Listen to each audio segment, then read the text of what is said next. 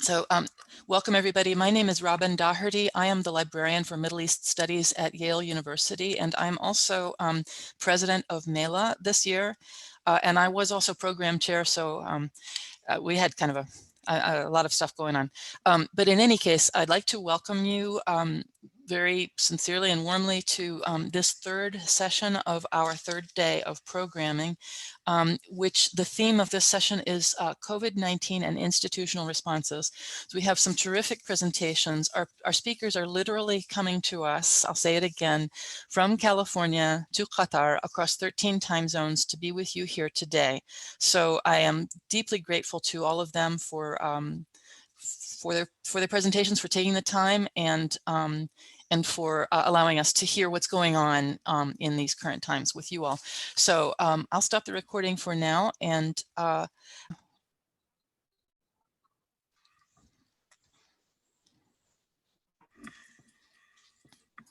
okay, you're good to go, okay. Samar. The title of my presentation is Pandemic and Compounded Crisis at the Archives and Special Collections Department of the American University of Beirut Libraries, where we are heading. And I called it in Arabic, Aam al-Ahzan. As you can see now, it's full of sorrow, but I hope it doesn't continue till 2021. We have started this year of sorrow as early as October 15, 2019, where the Lebanon wildfires started. Then in October 17, the revolution, as you have heard, has started. Then we had severe economic crisis that have started in 2018 and is continuing till now. COVID-19 started in Lebanon in February 2020. Then the cherry of the ice on the top of the icing is the Beirut port explosion. And again, wildfires in October and COVID 2020, and the number of victims now exceeds the Italian example. In Lebanon wildfires 2019, a series of about 100 forest fires broke out on the night of Sunday, October 13. It continued for 2 days and spread over large areas of Lebanon. The lack of proper equipment and the large scale of expansion of fires due to dry weather and wind led to the inability to control the fires, and thus caused the loss of many acres of green areas and few houses, which revealed the state inability to serve the public properly. October Revolution. October 17, 2019, a series of civil protests started in Lebanon. These demonstrations were triggered by planned taxes on some essential supplies and void codes that led into a countrywide condemnation of many of the many compounded vices that the country suffered from for decades. Okay, the causes of this revolution were sectarian rule that started since the independence in 1943 and was continued by the warlords that still occupy positions of power and enjoin amnesty against accountability. Stagnant economy with high unemployment rate that has already reached 48% in 2018. Endemic corruption in the public sector, legislation that's perceived to shield the ruling class, and on top of this is the collapsing banking system that was sheltered by bad financial strategy of the central bank and the Lebanese banking secrecy policy. Failure of the government to provide basic services such as electricity, water, and sanitation. The severe economic crisis that we are suffering from started mainly in November 2019. The World Bank raised the alarm, warning that about a third of the population of Lebanon, that's 6.1 million population, were living under the poverty line, and that the percentage could rise to 50% in 2020. Now, as you can see above, $1 used to be 1,500 Lebanese liras. Now $1 is 8,000 Lebanese liras. The Lebanese currency had by then already started its free fall, and we lost 80% of it. It lost 80% of its value. So Lebanon is grappling with this economic crisis caused by decades of state corruption, doubtful judiciary system, corrupt banking system, and bad governance. So then COVID-19 pandemic started. While suffering all these previous problems, the first case of COVID started in February 2020. Many more cases were reported, and the authorities faced this pandemic by declaring as everybody a state of lockdown. By March 16, the American University of Beirut took necessary measures, started online teaching, and followed a social distancing policy with a limited number of workforce on the campus. The results were encouraging, and the country reached a state of very few new daily corona cases. As all countries around the world, we had to stop the lockdown and get back to work. So the number of victims escalated. Now we have 1,342 cases daily with 12 deaths in October 2020. How did the economic crisis affect the American University of Beirut? Both the economic crisis and COVID pandemic caused the decrease in the number of students and increase in expenses, which led to many financial problems. AUB financial issues forced the administration to lay off a group of 800 staff members of its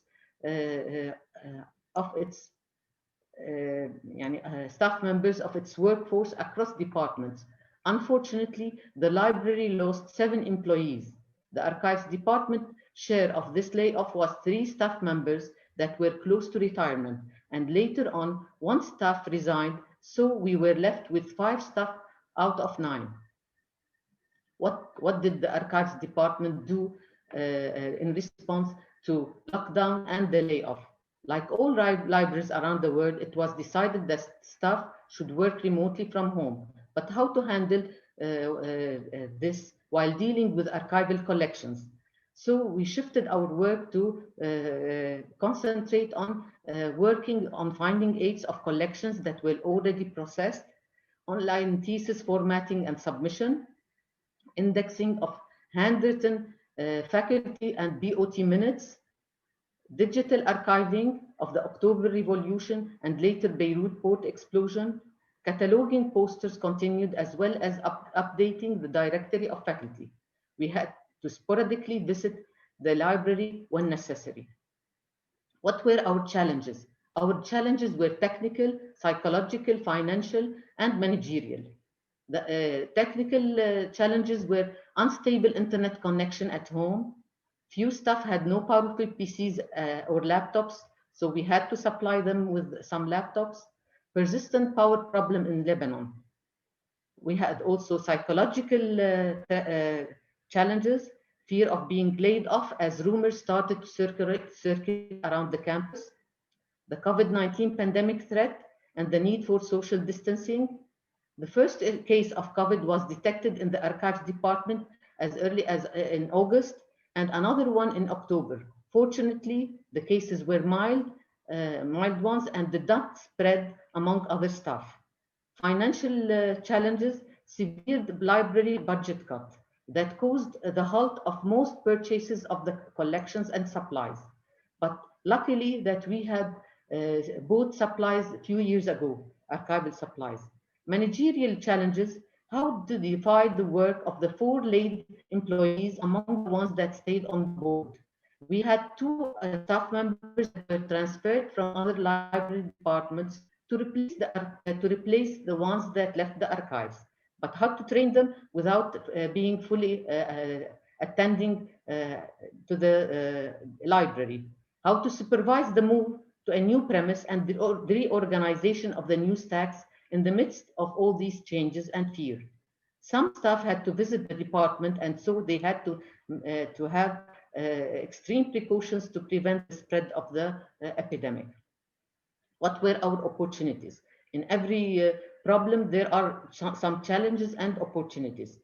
The opportunities that we have, the decrease in number of patrons or queries allowed the ask team to be dedicated to processing collections and compiling the finding aids. Due to the laying off of several staff members, some tasks were transferred to other departments. For example, the thesis formatting and submission that was dedicated to the archives was transferred to the Research and Instruction Services Department.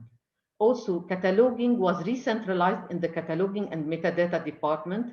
They took back the cataloging of rare books, theses, and audiovisuals, and we are only cataloging now the manuscripts in the archives.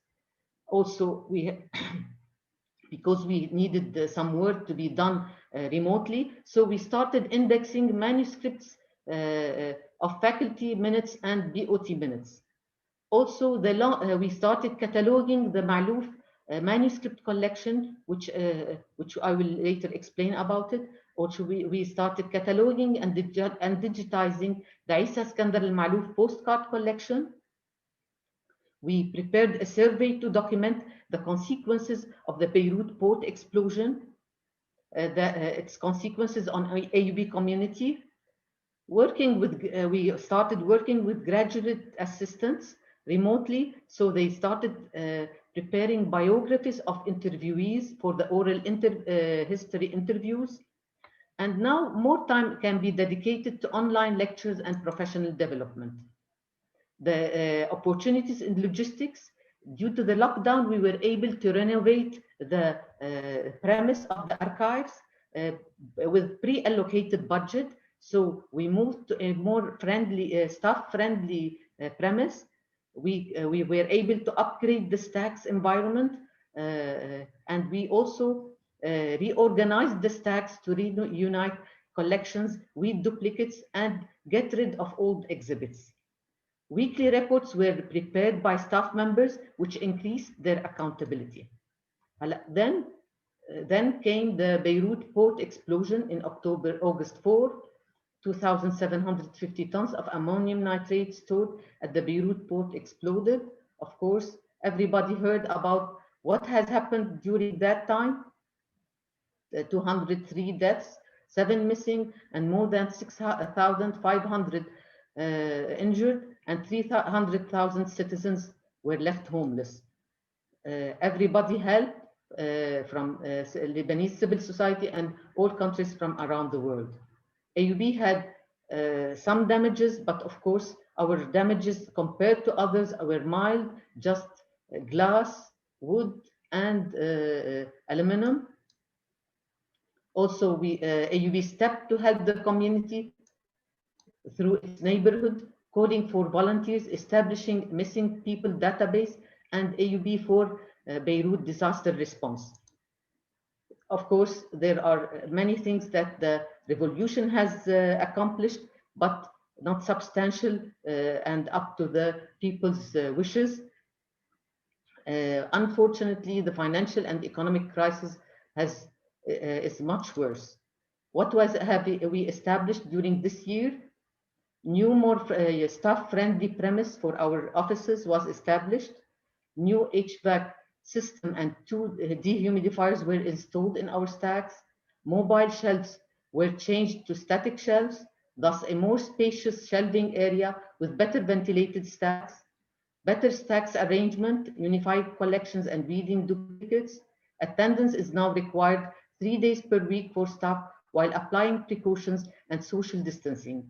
And now patrons can visit the library by appointment. Also, we were able to finish and compile 21 finding aids of different media types, posters, photographs, archival collections that cover the subjects art, politics, and Lebanese diaspora. We were also able to continue poster cataloging.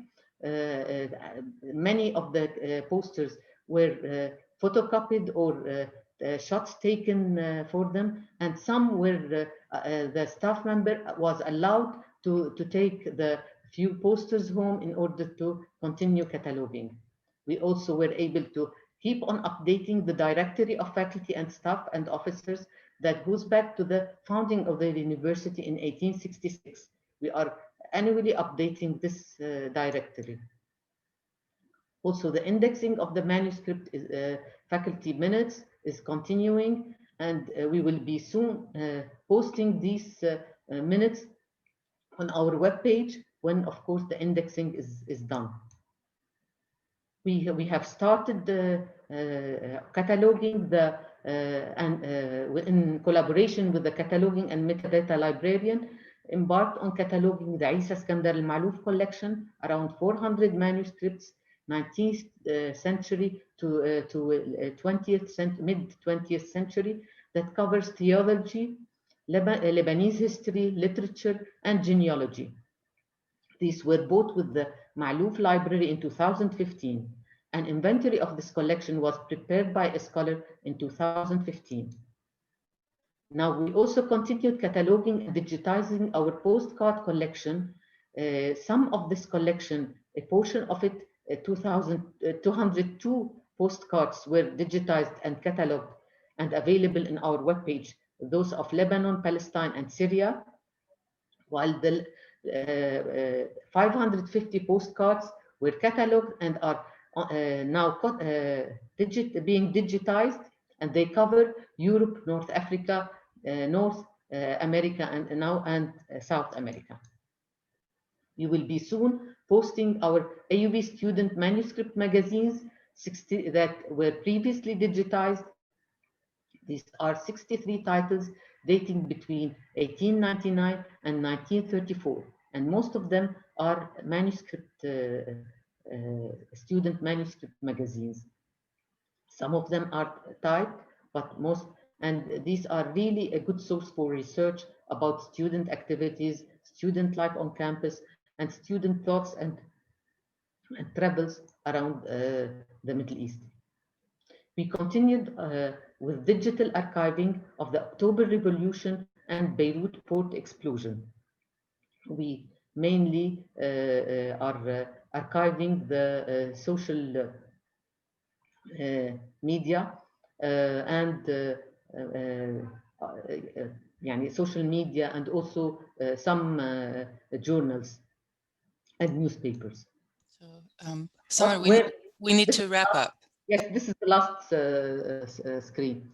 Where are we heading? We will keep on working tirelessly, cooperating with other libraries, soliciting donations for the time being, processing, organizing, archiving, and increasing our tools of recovery, the tools of recovery of our collections. We will strive to have better digital presence for our collections in the wait for a better future. And we are going to keep on repeating with أبو القاسم الشابي: إذا الشعب يوما أراد الحياة فلا بد أن يستجيب القدر. And الطغرائي: وعلل النفس بالآمال أركبها ما أضيق العيش لولا فسحة الأمل. And allow me to change the title from the year of sorrow to be the year of sorrow and hope. سنة العام الأحزان والآمال. Thank you. That was terrific, Samar. Thank you so much. That was fabulous. I'm just going to go ahead. We need to keep going, and I would like to ask Jessica, please, to take the mic. Hi, thank you so much, Samar. I'm just going to start by sharing my screen.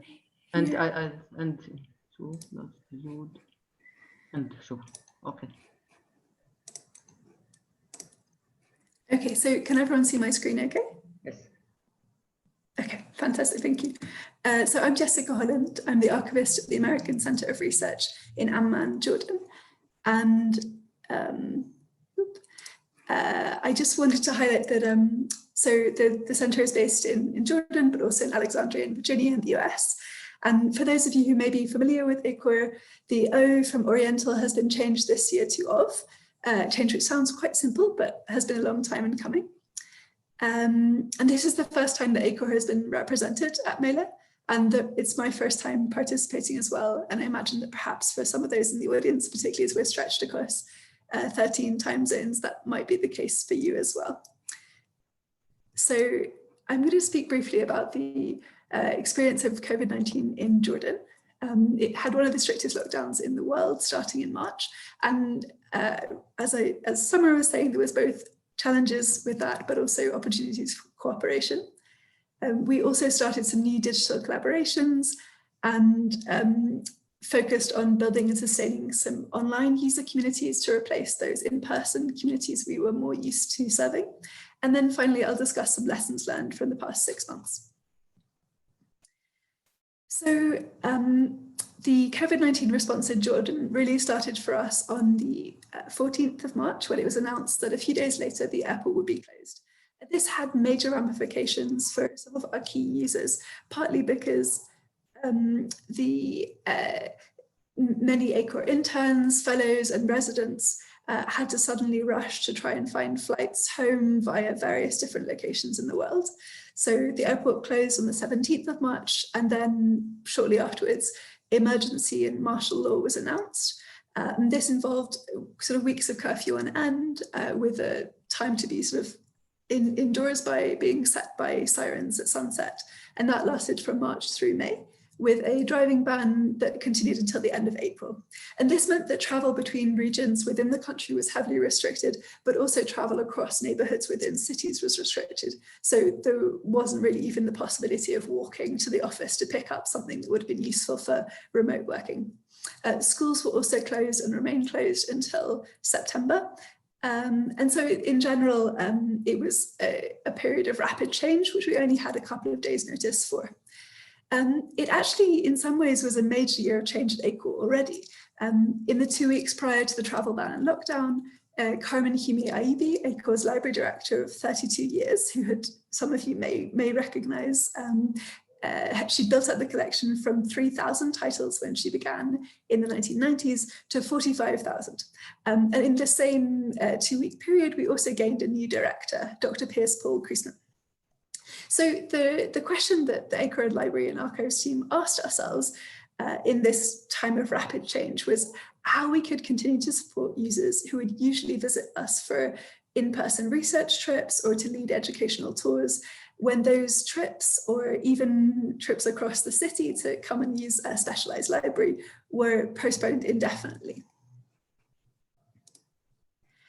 So one of the saving graces in some ways was that over the past couple of years, ACOR's library has invested in a digital humanities project, the ACOR Photo Archive, which you can see a screen grab from here. So this made it possible for our team to keep building resources for those user communities despite not being able to serve them in person. The ACOR Photo Archive project has digitized, described and shared online photographs from the ACOR's large photographic collections. These photographs depict 11 countries in the region over the past 80 years. And so as you'll be aware, that really records quite significant changes relevant to diverse fields, including cultural heritage, social and political history, and of course, environmental change. This site also compiles for the first time all major transliterations and Arabic script versions of over 200 prominent heritage sites in Jordan, really combining the work of various other sites that exist out there, but all in one place. And this project really took the library from a state of providing access to resources to producing a resource itself. It brought the team into contact with a really wide range of library, archives, and photography conservation experts from around the world. As you can see, some of the photographs here of the team that's been involved on and off for the past 4 years. And this also really activated the latent skills of existing staff members too. And with this increased digital literacy that was a direct result of this photo archive project, ACOR was actually in a much better position to cope with the sudden shift to remote working than it would have been otherwise. That being said, there still were some pretty major challenges to be overcome, and this was the final 6 months of that photo archive project, so we had some concrete goals to meet within that period, not least having 30,000 images online by the end of September 2020. Also, as my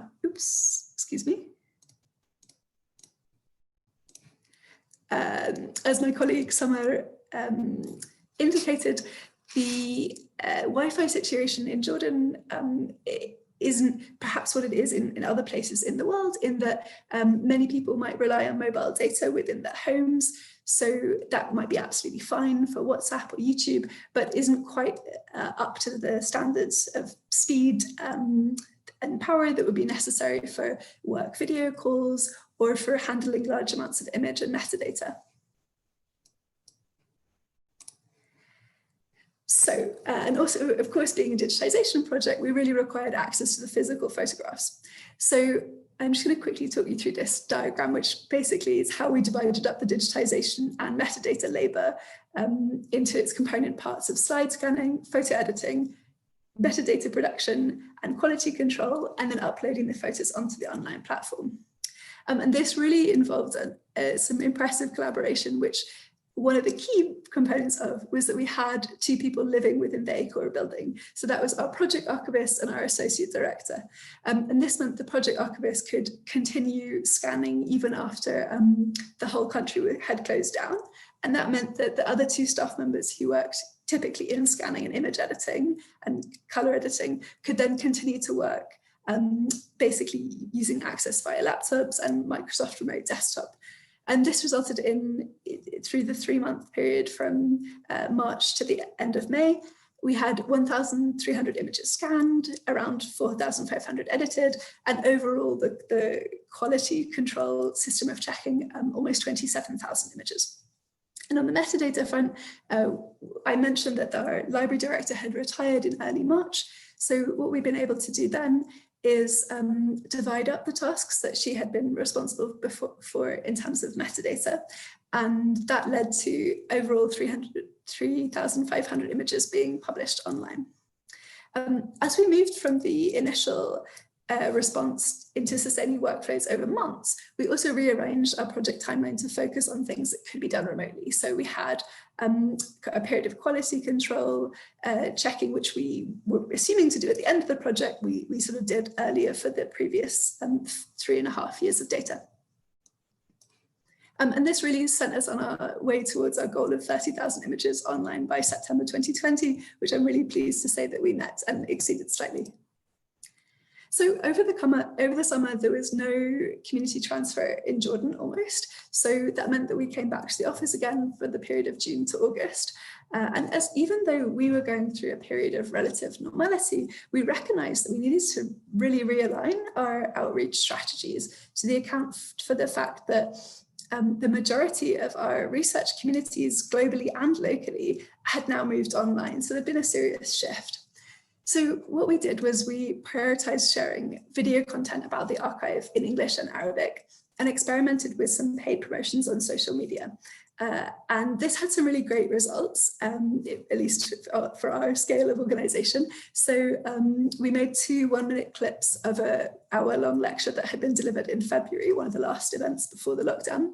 And that garnered 2,700 views across platforms like Instagram, Facebook, and Twitter. And at the same time, we wanted to make sure that our Arabic coverage and outreach efforts about the library were as good as they could possibly be. And this meant primarily sharing the video lecture that our assistant librarian, Samar had given, which linked the archive as a resource for middle and high school teaching directly with the Jordanian curriculum. And this, again, we tried to time it with the back to school movement. And that became even more pertinent as schools have now gone to 100% remote learning again in the beginning of October. So the second part of what I'd like to speak about today is the new digital collaboration that we started during this period. So one of ACOR's other projects is the USAID SHEP project. So SHEP being Sustainable Cultural Heritage Through the Engagement of Local Communities project. And it usually supports best practices in the field of heritage preservation and sustainable development, which require more hands-on activities. And typically speaking, the library and archives don't have a lot of crossover with this project. However, because SHEP's activities were so restricted due to the closed archaeological sites, few international local visitors, because if you remember, the airport's closed and people have limited travel within the country, this meant that there was this moment of coming together. So we could help SHEP in archiving their born digital collections, and that meant we were also able to have a learning experience ourselves. Because this was an opportunity to link our archival skills with the skills both in sustainable development, modern conservation practices, and also a greater Arabic speaking staff, so that we could produce ACOR's first bilingual metadata description project. And this was also produced the opportunity to contrast photos all on the same site from the 1940s with those from up to 2018. So really showing the full histories of these sites and how they've been presented and handled in the past. And thirdly, I mentioned that we had really experienced the benefit of building our online user communities as well. So the ACOR Photo Archive project had originally led ACOR to be more immersed in the local open access efforts. And that includes organizations such as the Jordan Open Source Association and Wikimedia Levant. So we had previously hosted an in-person editathon with those two groups focused on Jordanian heritage in October of 2019, as you can see from the group photo here. And this was really well attended, and we wanted to keep the momentum going. So we created a Facebook group so that people could share translation ideas or questions. And this was monitored by some of our ACOR interns, including special volunteers that were related to Wikipedia. So they were part of the Wikimedians in Residence program. And unfortunately, one of those interns had to be repatriated back in March. But because we had this network through that Facebook group, in June, my colleague Jackie Saltzinger was able to utilize that network and partner with the ACOR intern now based in the States to actually run a 24-hour editathon, again, focusing on increasing the amount of content in English and Arabic and making use of ACOR library and photo archive resources. And if you're interested in this topic at all, we actually have the next in the series coming up this Saturday, and they'll be focusing specifically on Jordanian academics and increasing the number of pages relating to prominent figures from Jordan in English and Arabic versions of Wikipedia. So please do join us. So Jessica, you've got about 3 minutes. Okay, perfect, thanks. And so just to reflect slightly on the lessons learned from the past 6 months. So before the effects of the pandemic hit, the photo archive and the Wikipedia outreach efforts were valued, I would say, by the organization, but perhaps not treated as core activities for the institution. And I think something that's really shifted in that area is this idea that these are not sort of fashionable add-ons to library services, and in fact are more and more so part of that combined core activities of the library and archives. These secondary digital projects became the primary methods in which we could continue to build and provide resources of value to our user communities, and ultimately also actively engage them through the sort of working together on a project like the Wikipedia example. And although I'm brand new to MELA as a participant and attendee, this whole experience has really convinced me of the immense value of MELA as a support system of global reach, because ultimately, of course, we always have so much to learn from one another. But I think now more than ever, this transfer of knowledge and advice between professionals across the field has really become a lifeline. So thank you very much, and please do feel free to contact me if you have any questions. I'm going to share some contact details on the next slide, and I just thought I'd include this photo here on the right as a sort of teaching moment with Plinsrad having a teaching moment with some Madaba mosaic school students back in 1995. So yes, here are the various links. This is for our database, more interpretive articles about the collections, and of course some email addresses. So thank you very much, and I'd like to pass on to Samuel.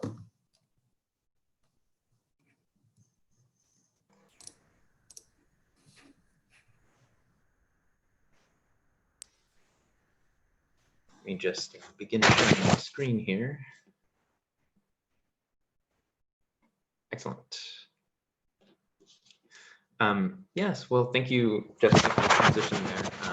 Also my first MELA as well, and also the Bade Museums, which I'm representing, first representation at MELA as well. So it's a lot of many firsts. Can everyone see my screen? Thumbs up. Good. Great. Yeah. I apologize if at any point the sound becomes very strange. My neighbors have decided today to cut down a dead tree in their front yard and are throwing it into a wood chipper from time to time. So I apologize for that. The sound is off.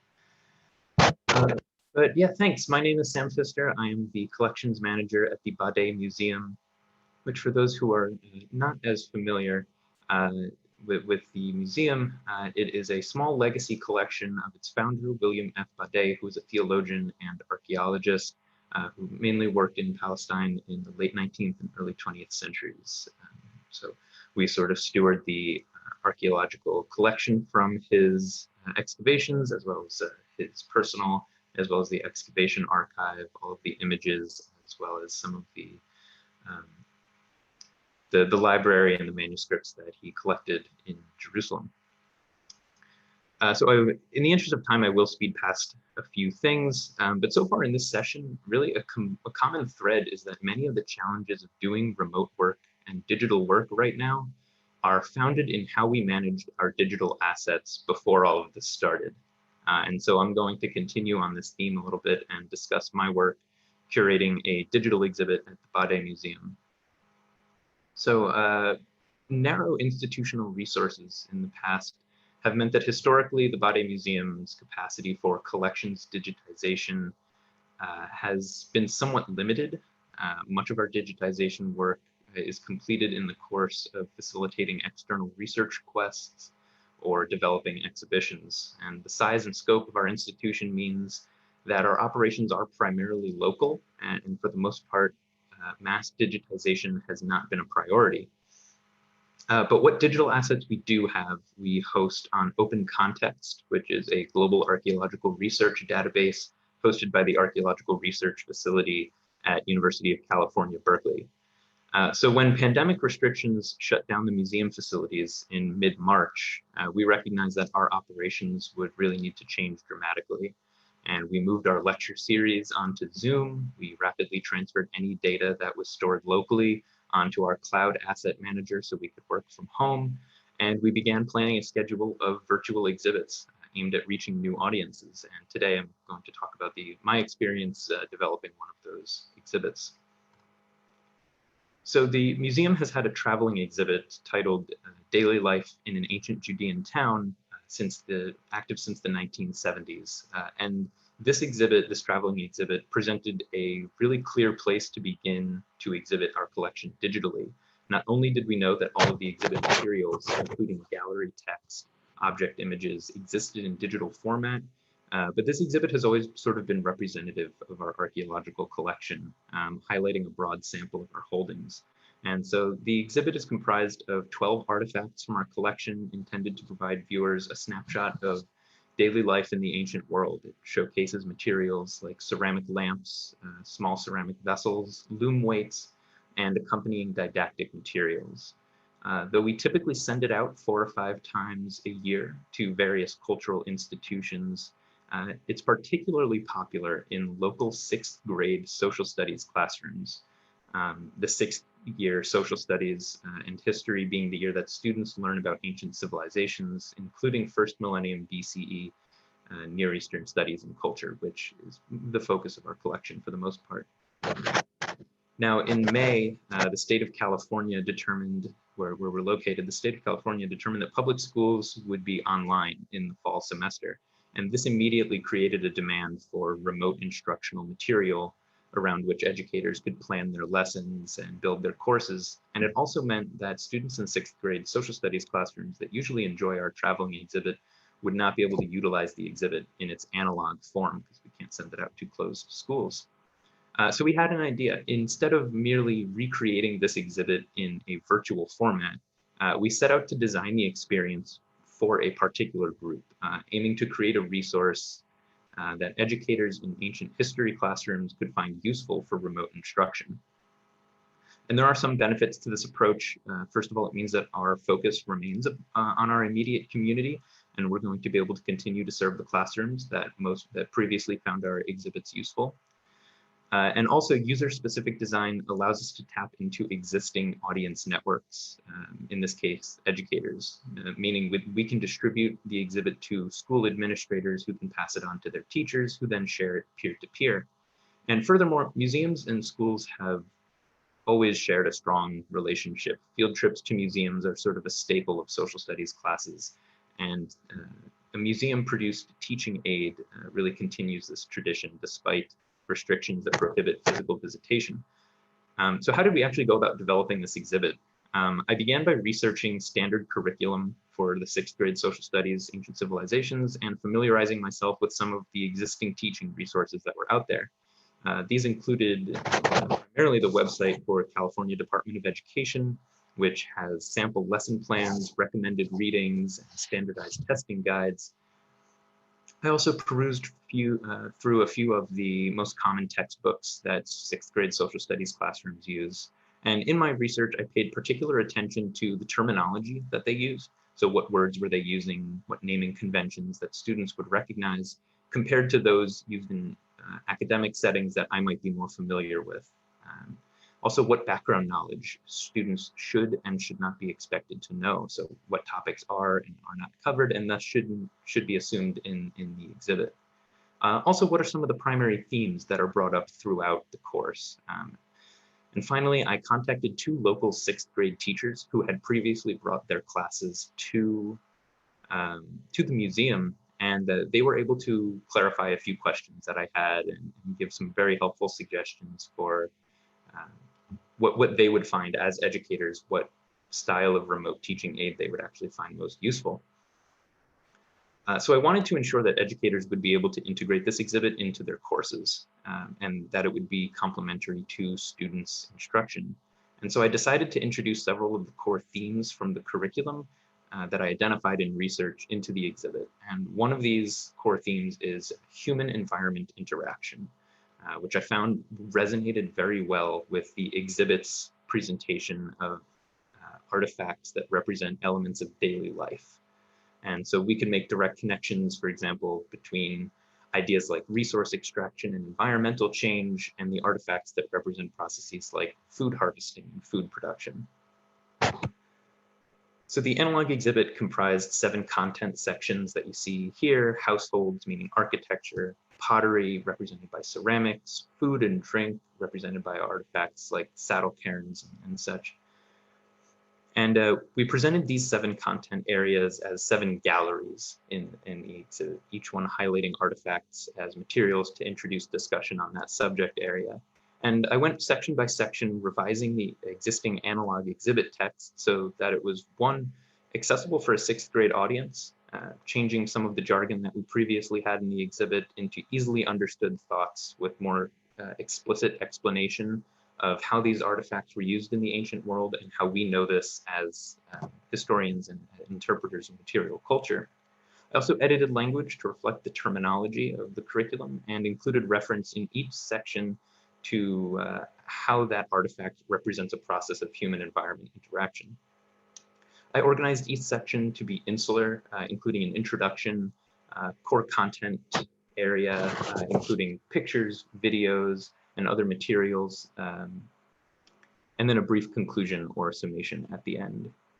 One of the most appealing aspects of our analog exhibit previously is that it was the first time that students sometimes got to touch history, perhaps something that we might take for granted in our line of work, and that there's such a deep connection that can be achieved by close looking and touching that one really can't replicate even on a standard museum tour when you have to stand so far from objects that were on display. And we know we couldn't really replicate this exactly in a digital format, but we wanted to achieve this as best as possible. So the way that we used our digital resources in the exhibit, we took a lot of time to really contemplate and think about how we were going to display objects in our digital exhibit. But restrictions to research and facilities access meant that in the initial stages of developing this exhibit, we relied solely on previously digitized materials. At first, we utilized catalog photographs of objects. Luckily, we had mid-resolution copies of photographs that we had taken of a lot of objects stored in open context. And just like one would place objects in the display case in a physical exhibition, we included photographs from multiple angles of some objects to as best as possible, and we tried to lure viewers into studying the artifacts closely rather than just scrolling through them and reading the text. We also used questions to prompt more sensorial experiences and responses from viewers in the exhibit, trying to really evoke a deep connection between viewers and the objects that were presented in the exhibit. As much as possible, we really tried to replicate the experience of being able to touch objects. That was the purpose of our analog traveling exhibit. We're really not sure how successful we've been. I will post the link to the exhibit in the chat afterwards, and I hope everyone will go take a look. Elsewhere in the exhibit, we also drew on assets from our massive historical photo archive and images of the museum itself, of us actually doing work in the museum, where we thought they would be visually useful. Fortunately, by mid-August, we were able to access facilities again, though only sporadically and 2 people at a time. But this sparse access did allow us to fill in the gaps a little bit, take better photographs, and film B-roll for videos that we've included in the exhibit. For example, we were able to go and we were able to film a ceramic lamp lighting demonstration one day. We also created supplemental instructional material for this exhibit to help really fully integrate it into classrooms. And as part of our design, we drafted a few supplemental documents for educators. Each gallery concluded with 1 or more questions for reflection at the end. For example, at the end of the section on food and drink, we posed a simple question. Have you eaten any of these foods? It's meant to sort of get students thinking about how they can connect their own experiences to those that are presented in the exhibit. We also developed a supplemental instructional material activity guide for educators. We're hosting this in a viewable Google Doc that is sort of just linked into the exhibit. And it includes 3 more creative activities rather than critical thinking activities that educators can use. One is a sketching activity. Another is a creative fictive writing exercise, as well as a physical modeling assignment. In terms of actually publishing this exhibit, we decided to publish the exhibit on the free platform ArcGIS Story Maps. And if anyone has not heard of ArcGIS Story Maps or utilized that platform, I would definitely look into it. If you're doing any sort of digital hosting, utilizing maps or high resolution images, it is a fantastic and free resource. Much better than hosting on our sort of complex WordPress website. It has many free to use features, although the premium features are also fantastic, but we're just using the free version. It's very image and map focused rather than text heavy, which we appreciate. It's also fast loading. Hosting is third-party supported, meaning that we don't have to deal with technical issues. That's all sort of on ArcGIS's side. The legibility of the text is great. Use of alt captioning for visually impaired users, as well as ease of transition between the different gallery sections. So we really appreciated ArcGIS, hosting on ArcGIS. So in terms of preliminary impact, it's been published for approximately 4 weeks already. It was a little late for the start of the school semester. We were trying to have it by the beginning of September, but sort of delays kind of pushed it back a little bit. But we're glad that it's been out for a few weeks now. We've solicited the exhibit to 28 school districts in the Bay Area of California around San Francisco. And a majority have actually responded positively, saying that we'll pass this along to our educators, or yeah, we'll share this. Thanks for sending it along, with very few no responses, very few negative responses, which I guess is kind of what you look for. And as of late last week, the website has over 600 views, but significantly fewer unique visitors, which means people are clicking on it multiple times and returning to it. And most of the users are from the San Francisco Bay Area. We found this using out Google Analytics, which means sort of our distribution to local schools seems to be working. These aren't just sort of random people coming across it online, although we've designed the exhibit so that it would still be enjoyable to anyone who just happens to use it as well. It's not just for enjoyable by 6th graders. Another positive of doing a digital exhibit is that we can make edits to it based on feedback. So along with the supplemental instructional material, we also provided contact information as well as a short feedback form, so educators can tell us their thoughts, share with us how they were able to use this exhibit. So, then we can make it more instructional, more engaging, enjoyable. So far, we have been contacted by one teacher who said that they posted it on their classroom web page and gave it as an alternative assignment for something. Sam, excuse me, you're at time. Oh, I'm sorry. Just conclusions to wrap up then. The development of this exhibit in response to pandemic restrictions has really been pivotal in a literal sense for our institution. If we count each unique viewer for the exhibit so far, in only 4 weeks, we've about met our annual average visitorship for the entire year, despite being closed for 8 months. Also, it just really proves that digitization is a fantastic disaster mitigation strategy. Digitization should not just be done for digitization's sake. These assets that result from digitization are actually very useful for institutions. So yeah, I'll leave it off at that, and I hope we have time for some questions later. Thank you. I will stop sharing my screen.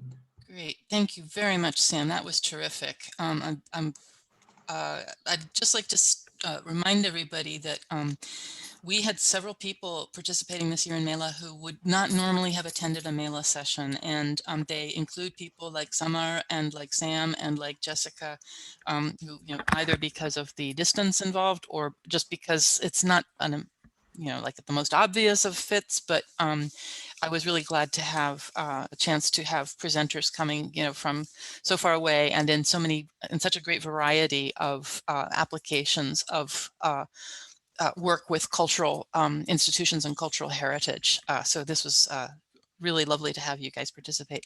Now, I really hate to do this to anybody, but we have 5 minutes left in this session, and I can again take executive privilege and go over a few minutes, but there is another event at 3:15.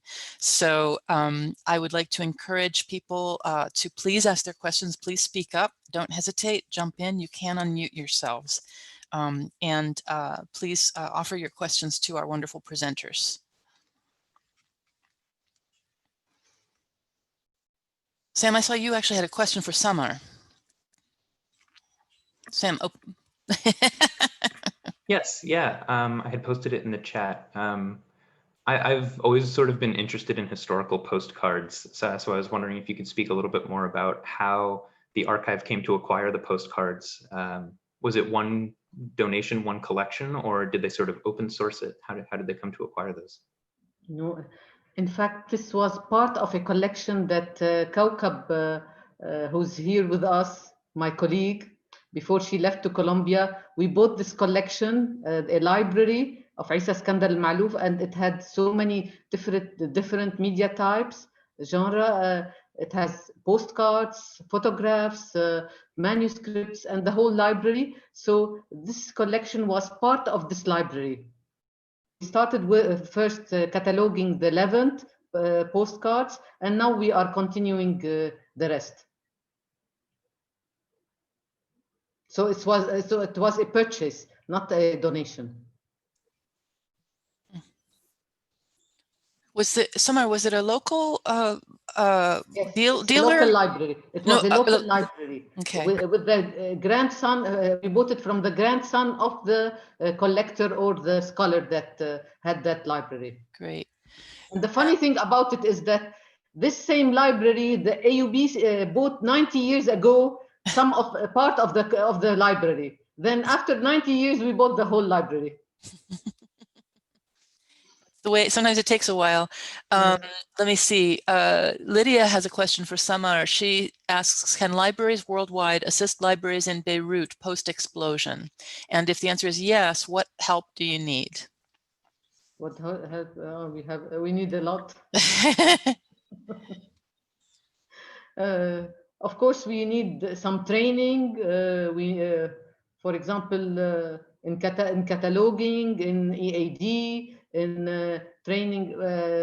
We need also training in conservation. But for the time being, nobody will be able to do that because of the social distancing. Maybe we need collaboration in doing some projects,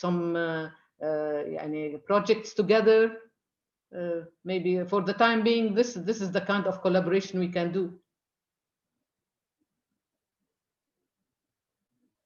of course, maybe digital projects, of course, mainly. Yeah, and Nadine is asking if you would be able to share your email, or if you're willing to share your email address. You can just put it in the chat if you like. I will for everybody. Thank you so much. You're most welcome. Thanks to everybody. So more questions for our friends. Thank you very much, Samar. I think that's it. Come along, my dears. I know you have lots of questions.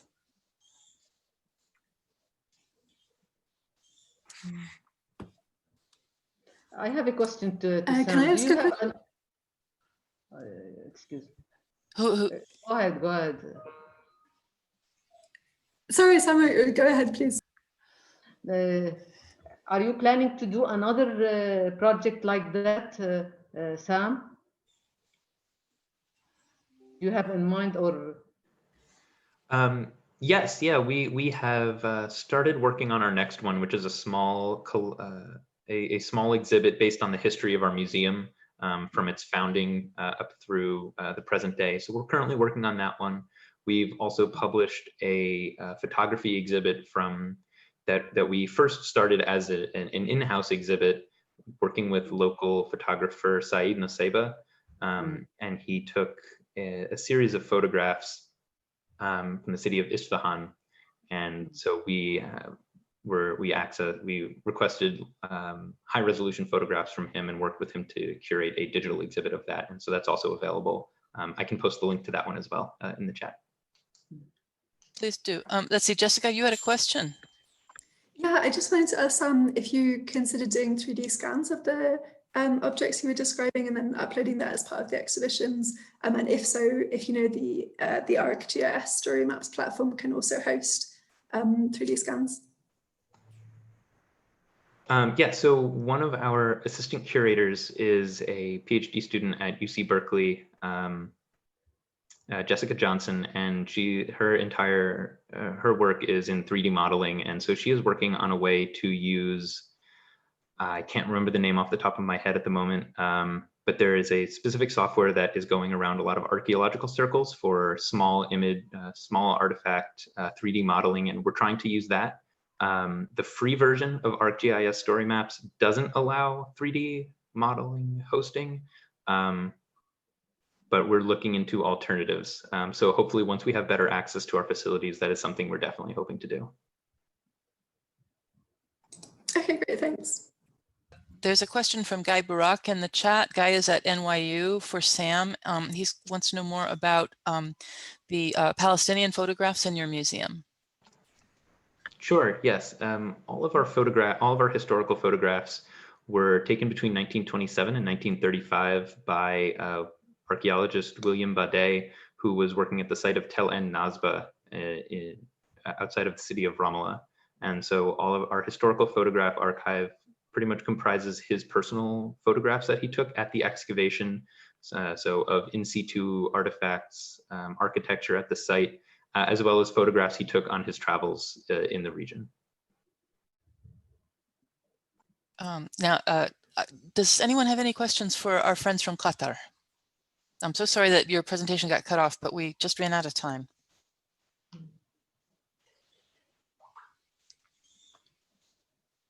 Actually, I sort of have a bit of a question that could maybe be applied to various participants in the panel. And I know that people have talked about like having digital events and kind of like having like being able to support more attendance or more people being able to attend those events. I guess I'm wondering like how do you kind of assess like how engaged people were? Because I think like I feel like people are like attending more digital events, but also like sometimes people aren't as fully present. I don't know. It's just something I'm thinking about.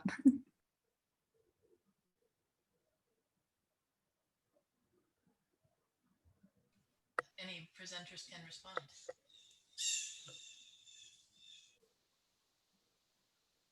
Right. For us at AUB, we didn't organize any digital presentations, but according to my sisters and friends, many times people who are attending such presentations leave their laptop and go do something else and then come back.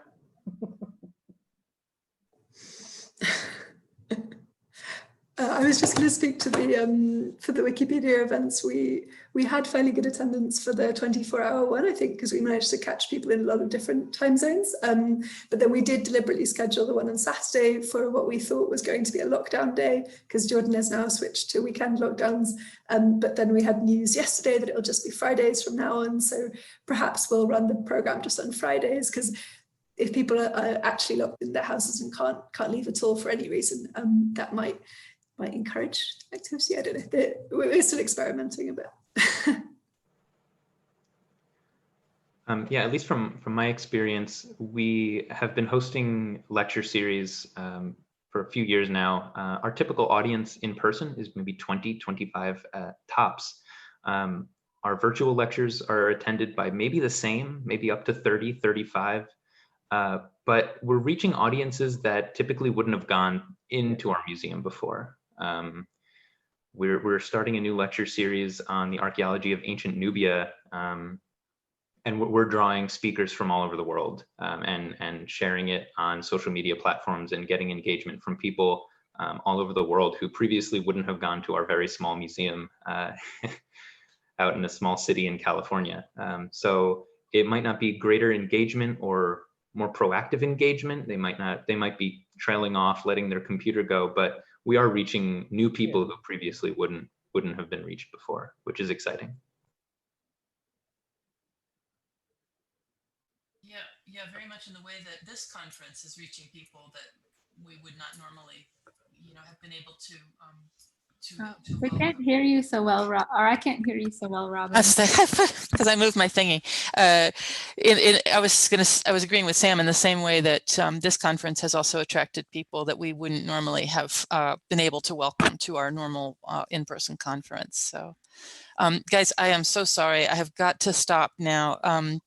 There's a session at 3:15, and we do need to move on. I want to thank all my presenters, Maryam and Amani and Samar and Sam and Jessica.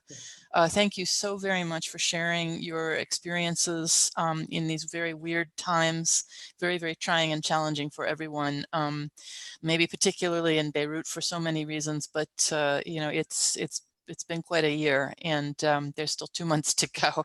So hope we can make it in one piece. Thank you, everybody. And the recording, we'll ask the presenters to review the recording to make sure that they're, okay with it. And then we'll somehow distribute it to registrants. So many thanks to all of you, and see you around. Okay, bye-bye.